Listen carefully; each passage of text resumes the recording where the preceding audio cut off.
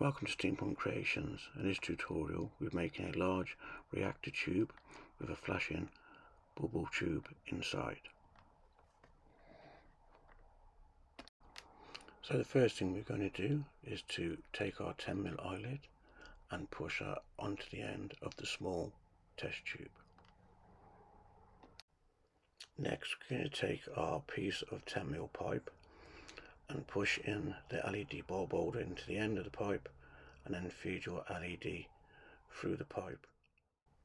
Then just put a small amount of super glue around the end just to hold everything into place.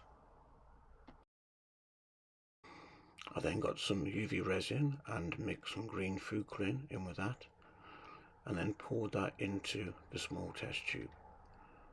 Don't fill it right to the top, you need to leave a little gap because you're going to push your piece of 10mm pipe with your LED into the end of this test tube.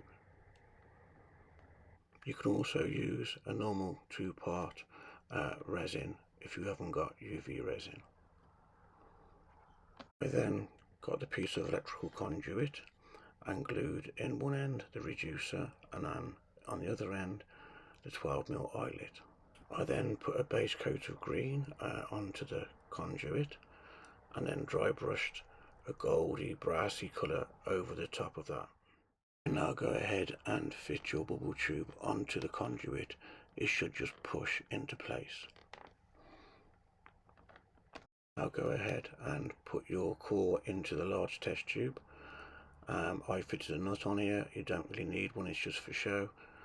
And then once you've done that you can glue your 22mm oboe onto the end of that using a two-part epoxy resin.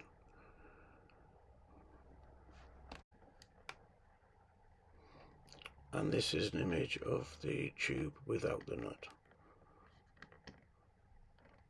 And that is your finished core reactor bubble tube.